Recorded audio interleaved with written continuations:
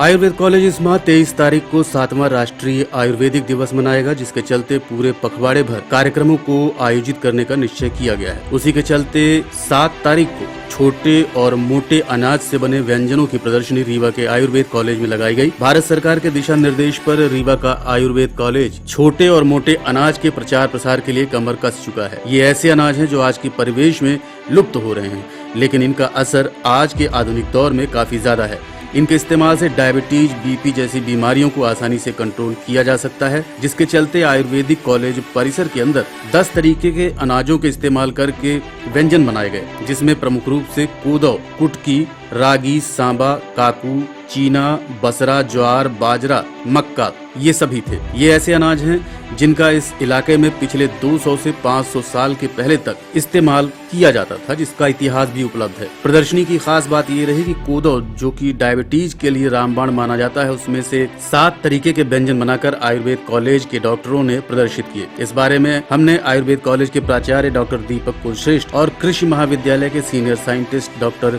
RP Joshi से बात की। इस वर्ष हम लोग 7वां राष्ट्रीय आयुर्वेद दिवस मनाने जा रहे हैं, जो कि 23 तारीख को है। धनतेरस के दिन मनाया जाता है। उसी उपलक्ष्य में पूरे महीने भर भारत सरकार से हमें कार्यक्रम प्राप्त हुए। उसी श्रृंखला के अंतर्गत आज जो कार्यक्रम आयोजित किया गया है वो है छोटे और मोटे अनाजों को प्रमोट करना। उनके द्वारा विभिन्न प्रकार की रेसिपीज हमारे बच्चों ने, व्यंजन जिनको बोलते हैं, वो हमारे बच्चों ने, स्टूडेंट्स ने बनाए हैं। उनको हम लोग प्रदर्शित कर रहे हैं, जिनका कि महत्व बहुत ज़्यादा है। उसमें विटामिन, मिनरल्स, माइक्रोन्यूट्रिएंट। मेरा नाम डॉक्टर आरपी जोशी, मैं प्रिंसिपल साइंटिस्ट हूँ लघु धान्य परियोजना कृषि महाविद्यालय रीवा में, कोदो कुटकी रागी परियोजना में।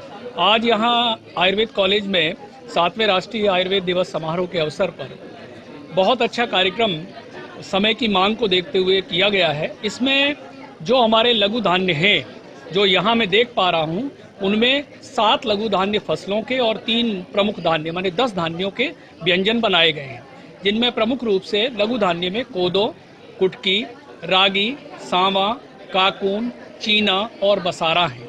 ये अधिकांश हमारे विंध्य क्षेत्र में वर्षों पहले से उगाए जाते रहे हैं। यहाँ तक कि 200 से 500 वर्ष पहले भी यहाँ पे प्रचुर मात्रा में उगाए जाते थे। और अभी हम जब गाँव में दौरे में जाते तो वहाँ लोगों के पास संग्रहित हैं और वो इसके विभिन्न पकवान बनाते थे, लाटा वगैरह में इसको मिलाते थे।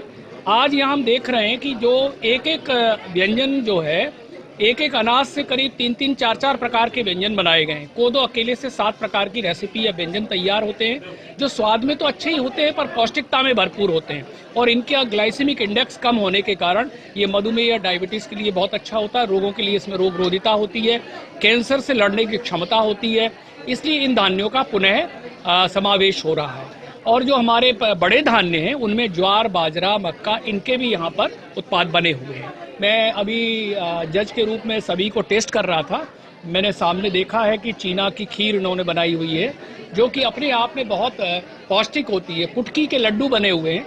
कुटकी के लड्डू की खासियत होती है कि उसके अंदर मैग्नीशियम और फास्फोरस प्रचुर मात्रा में होता है, जो कि हमारे मस्तिष्क के लिए उपयोगी होने के साथ साथ विटामिन डी और B12, जिनकी कमी आजकल बहुत अधिक होने लगी है, उनकी भी प्रचुर मात्रा उसके अंदर पाई जाती है। आप एजी कॉलेज से? जी।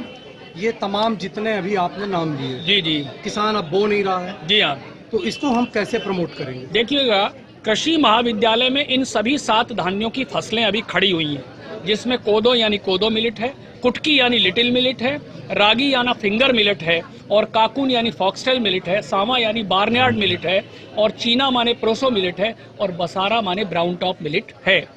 किसानों के द्वारा अभी हाल में, अभी हमारी पिछली मीटिंग कलेक्टर साहब और कमिश्नर साहब की मार्गदर्शन में हुई थी।